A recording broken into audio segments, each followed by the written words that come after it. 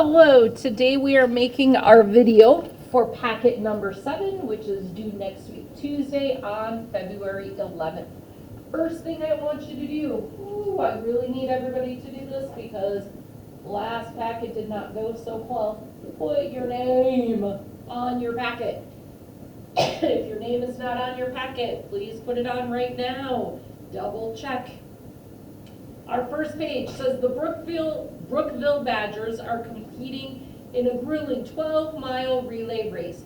Coach Thompson met with the 4-member team and gave them the following instructions.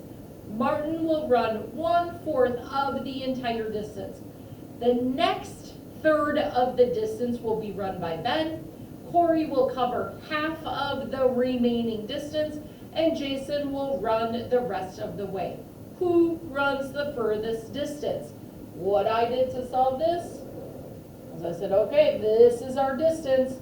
Martin will run 1/4 of the way, so I'm going to break it up into fourths and say this is Martin. Then I know the next third of the distance will be run by Ben. So I see I have 3 sections left.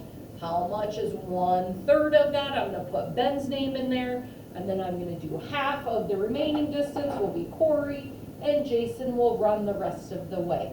So that can show you what your answer is if you fill it out that way. But you do have to draw it. You do have to write out the math. You have to explain why your answer makes sense. You cannot just give an answer. You have to show how you got your answer. So make sure you're showing how you got it, you're explaining how you got it, telling me what math you did to get it. Our next page says create a data set with 5 values that will have a mean of 20, a median of 18, and a mode of 15. So I know my median is, my median is 18. So that's going to be my middle number. I need to figure out what my other numbers are. I have a mode of 15. Well, I only have 2 spots below the 18. 15 comes below the 18. So I kind of have to fill that in with my 15s. I cannot put an equal number over here because then it would be a split mode. I would have 2 modes, and we don't want 2 modes. So these 2 numbers have to be different. They have to be bigger than the 18, and if I add them all up and divide it by 5, I have to have a mean of 20. There's a variety of answers that will work. Make sure you're finding the correct, one of the correct ones that would give us a mean of 20.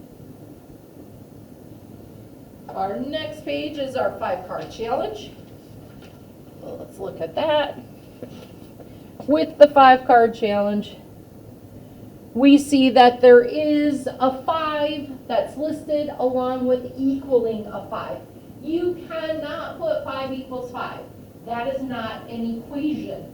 To be an equation, we need to have an operation happening. Adding, subtracting, multiplying, dividing. So we need to have a math operation happening. So you cannot put 5 equals 5 and call it 1 point. Doesn't work that way. You have to do the math. So you have to do something like 9 minus 4 equals 5. Okay, do your math to equal that 5. You need to have at least 15 points. See if you can get more than that. Our next page is our pattern page. So for pre-algebra, we have to complete the entire table. So if I look at figure 1, I see there's 1 yellow box, 0 red boxes for a total of 1 block. Figure 2, there's that 1 yellow. We have 8 red for a total of 9 blocks. 1 yellow with 24 red for a total of 25 blocks. 1 yellow, 48 red for a total of 49 blocks. Well, we can kind of see the pattern happening with the yellow. That's going to be an easy column to fill in. The red, not so easy. But when I look at total blocks, I see, oh, those are my favorite numbers, those perfect squares. I have told us that we will see perfect squares in these pattern blocks all the time. If we look at 1, 1 times 1 is 1. So 1 squared equals 1. 9 is 3 squared. 25 is 5 squared. 49 is 7 squared. Oh, now that I'm looking at it this way with my perfect squares, I can see a pattern. 1 squared, 3 squared, 5 squared, 7 squared. What number comes next in the pattern that we're going to square? To figure out my red column, I know that there's 1 yellow. There's going to be 1 yellow for every figure. So I take my total blocks and I take away my 1 yellow block to figure out my red blocks. Let's look at our next one. Next page is working with areas. So it says, find the area of the figure and the shaded region. So when they say area of the figure, that is our full rectangle. To find the area of our rectangle, we know it's length times width. So how I find the area of my full figure, length times width, put the answer right here. Then I need to find the area of the shaded region. The shaded region is all the space around that circle and the square. So in order to find the shaded region, it's a goofy shape, I can't do a simple math problem to solve that. I need to find the area of my 2 white shapes. I need to subtract out that white circle and subtract out that white square. So the square is still a rectangle, length times width. So length times width for my square. And then my circle, remember the area of a circle is pi r squared. So r is from the middle of the circle to the outside, that's my 2. I need to square it and multiply it by pi, and that tells me the area of the circle.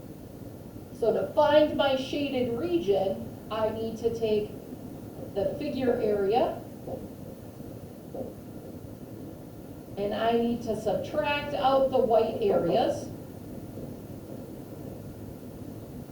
and I'm left with the shaded area. So put the math that you are doing for how you found it, and put your shaded area right here. So it's not asking for the white shaded area specifically, but you do need to find that white shaded area so you can take it away from your full figure in order to find that shaded goofy area. All right, our next page. Let's see what we have. Oh, the next page we have to do a net of a sphere, and then we have to find the figure's surface area. So I've had a lot of people go, ooh, the net of a sphere, how do we cut up a ball to lay it flat? So when I looked it up online, and I'm going to help you out with this because it's not a regular net, we have it broken into sections that are connected, kind of like this. It's not going to be perfect, obviously. Do your best. I would do 5 of these. Depends on how big you make them, if they wrap around. And we do have circles on 2 ends there. So then it says my radius is 9, so I am going to label that on my circles. So that is a net of a sphere. Then it says find the surface area. Well, in order to do that, we need to know the formula for the surface area of a sphere, and that is 4 times pi times r squared. So 4 times pi times r squared. Remember to round your answer to the 100th place. All right. Our next one is our volume page, working with that sphere. So in order to find the volume of the sphere, we need to know what the formula is. So the formula for the volume of a sphere is 4/3 times pi times r cubed. So r to the third power, our r is a 9, so 9 times 9 times 9. You can put it right into your calculator using that little caret button. For the exponents, 9 to the third power times your pi times 4 divided by 3. So remember that fraction bar means we're dividing. So we times it by the 4, and then we divide it by 3, and we put that volume right here. Then pre-algebra says a rubber sphere with a radius of 3 centimeters is put inside this original sphere. What percentage of the original sphere's volume remains available? So keywords, what percentage remains available? What is left over? So if we put a sphere that has 3 centimeters inside, what is left over in this sphere? So it's a multi-step problem. So the first thing you have to do is figure out what is the volume of that sphere with a 3 centimeter radius. Then you are going to subtract that from the large sphere, from that volume. That tells us how much volume is left in there. Then we need to find the percentage. So we take that remaining amount, divide it by that full amount, and we're left with our percentage. So it is multi-step. So again, you've already found the large sphere's volume. Find the volume of the small sphere. Subtract that away from your large sphere so you know what's remaining. So you take that remaining volume, divide it by the full volume, and you are left with what is remaining available in that large sphere. And it should be as a percentage. Our next page is a logic page. So we need to think through what this is telling us. So we see